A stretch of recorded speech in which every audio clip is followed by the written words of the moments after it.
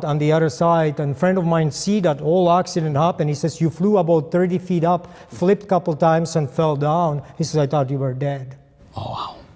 But you see, I didn't die.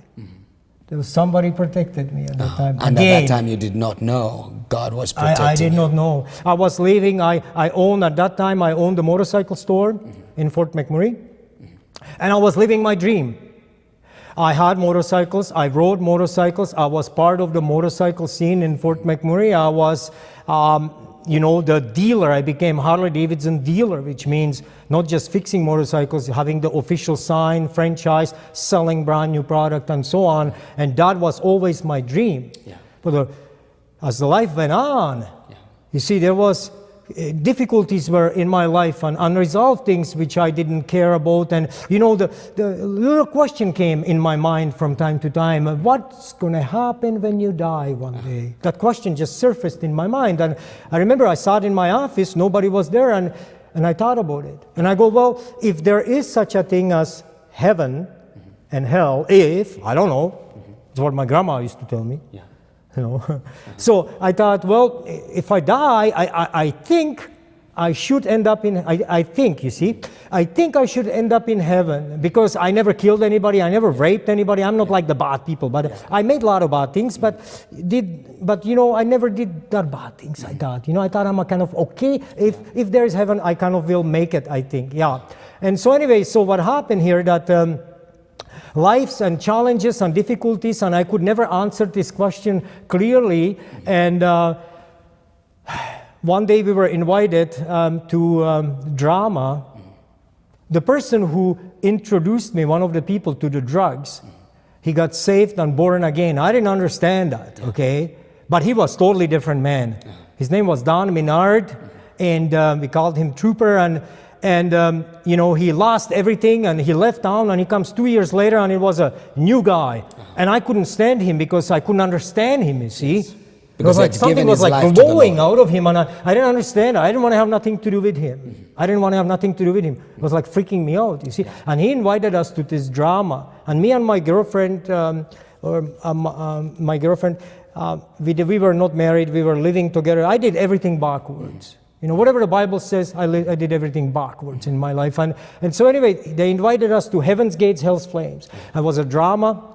I didn't want to go, but I did. My life was falling apart. I just said, I'm going to go. It's good for the business. Yeah. Me and my girlfriend were fighting. She says, I'm going. I said, I'm going too. So we went, and people were hugging me at the door, and I couldn't receive it. I thought there's something wrong with these people. Yeah. They were hugging me. They wanted to shake my hands, give me hugs, and I thought there's something wrong with these people. And these were Christians. They were Christians, yeah. And I showed up with my motorcycle jacket, long hair, long beard. That's how I lived. Yeah. And somebody's trying to hug me, This doesn't work, right? Yeah. And so I told my girlfriend, we're going to sit in the back of that church, because it was kind of different type of church. Yeah. I didn't understand that there was no statues, no pictures of Jesus. There was just a cross, and Jesus was missing. Yeah. I go, what's wrong with this place here, Carpet, no marbles floors, nothing like that. So anyway, we're sitting there, and they start the drama, and the guy said with the microphone, in your life, he says, first of all, he said, we're going to present you with drama of Heaven's Gates, Hell's Flames. I said, okay. I said, we're going to get out anyway. We were sitting next to the exit sign. We're going to get out when they start. Guess what? When the show drama started, I had no desire to leave. I had no desire to leave. Something happened in my heart. And I saw Jesus walking in, and people were shouting, crucify him, crucify him. Something happened. It reminded me what Grandma used to talk to me about, you see, when I was little. And then they showed Jesus visually crucified, and then they showed people's lives, and they showed 5 or 6 parts, and it was like my life. They were playing my life. I was watching it, and I said, how do they know my life?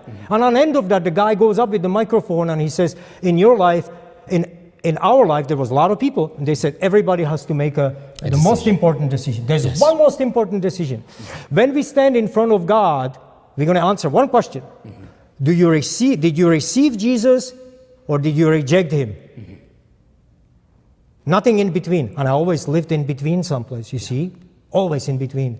And so when they ask if you want to accept Jesus Christ into your heart, I didn't understand Bible. I didn't understand teachings, preachers, nothing.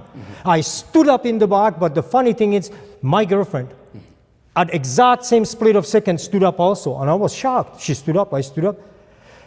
They said, come to the altar for a little prayer. We start walking through the aisle. She looks at me, she says, you don't have to do it for me.